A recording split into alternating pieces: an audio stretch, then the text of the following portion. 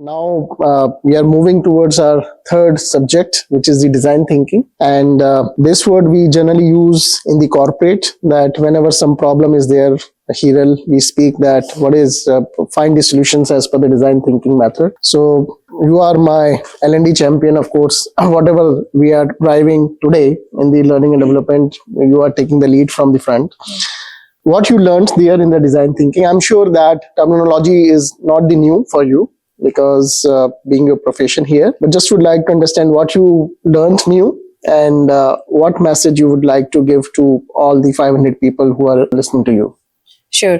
So design thinking was a much awaited module, I would say, because that's a coined word. I mean, I've been into some workshops earlier as well in my past, but it was a whole new experience in the concept. So design thinking, two words, they are very attractive. It's one is designing, one is thinking. So how do you strategize your thought? How do you put strategy to innovation? So when we say innovation, it's all creativity, right? And if we say that, have a structure to creativity, that's a question. How do you put a structure to creativity? So design thinking is a tool and a methodology in which we put a strategy and a structure to thinking, to innovation. So it comprises of 5 stages, 5 steps, I would say. It starts with empathy. Again, all my colleagues mentioned that very clearly, like empathy is the pillar for, any leader to be. So empathy is the pillar for design thinking as well. And after spending an entire day on a project, I'll like to take a moment more and elaborate that project. So we got into groups. We had taken some activity, to understand empathy. So on a high level, the first thing that,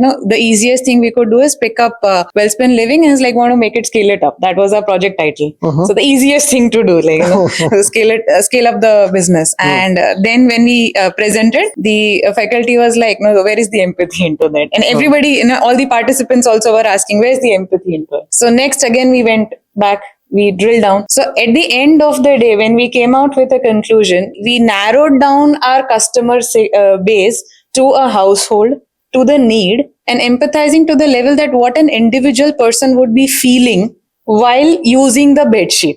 So we went up to that micro level is what empathy was elaborated in design thinking. So design thinking, actually the base lies in empathy. After you have understood and felt and observed that what is the need, then you go ahead and put the next part is you define it. Now you label it that what is the need and how do you want to create an outcome out of it. After you define it, then is when you come with a cross-functional collaboration where you invite all odd-minded, all different functions, call them and have a brainstorming and invite the weirdest idea, and we had something like digital bedsheet.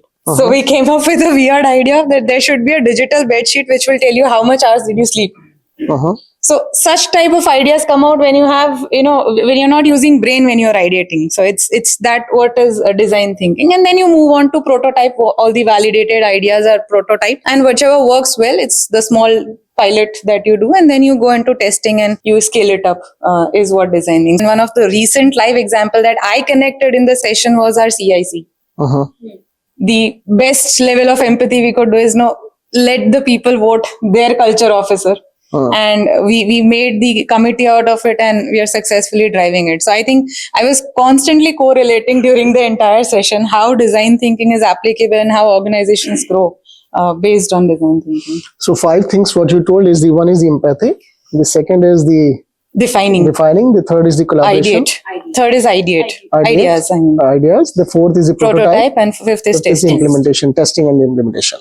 Wonderful. So I think in a similar way, we generally shared services is considered that we are the back office. And however, when it comes to the processes, we are managing today more than 400 processes here in GCC. My suggestions to all my team members, tower heads, and the customer lead will be, and even the employees, that we should start this design thinking in the processes. There may be possibility that for the accounts payable team, we are processing these invoices in a similar way what we are doing today from last 50 years. But there may be some better way which will give more accuracy, which will give the better TAT, and that is applicable in all the verticals and the towers. So I'm sure, Hiral, if we can add maybe this design thinking element in our learning, and if we can make some champions in all the towers, that is going to help us, because innovation is the key. Till today, we are the data processor, we are managing these so many data, we are punching the data, but the future is something which is for those people who are actually the innovator, who can find the better way. And otherwise, what will happen if we will not change? Then somebody else will change. So good. It's a good learning that today we talked about the design thinking, executive presence, and this emotional intelligences. And I'm sure that with this learning, it's a good learning for all the people who are listening us, and we are going to implement the same in our day-to-day activities. And I'm sure the moment more and more sessions will happen in a monthly basis, then we are going to give that learning again to all other remaining 500 people.